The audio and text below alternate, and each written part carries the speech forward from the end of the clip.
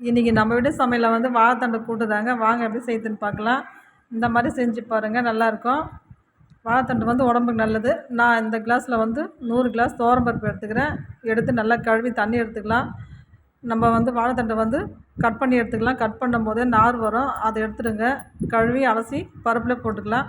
வெங்காயம், தக்காளி, பச்சை மிளகா, பூண்டு எல்லாம் சேர்த்துக்கலாம். கொஞ்சம் மஞ்சள் தூள் சேர்த்துக்கலாம். தேவையான தண்ணி சேர்த்துக்கலாம். தண்ணி சேர்த்து ஒரு 3 விசில் வச்சு எடுத்துக்கலாம். 3 விசில் வச்சு எடுத்துகிட்டு இந்த மாதிரி வந்தவுடனே அதுக்கு நம்ம தாளிப்பு போட்டுக்கலாம். நல்லா இந்த மாதிரி குழன்னு வந்துடும். அதுக்கு தாளிச்சிக்கலாம். அதே குக்கரை இந்த பக்கம் வச்சு தேவையான எண்ணெய் ஊற்றிக்கலாம். கடுகு போட்டுக்கலாம். கொஞ்சம் வெந்தயம் போட்டுக்கலாம். கொஞ்சம் சீரகம் போட்டுக்கலாம். கொஞ்சம் கருவேப்பிலை, வெங்காயம் சேர்த்துக்கலாம்.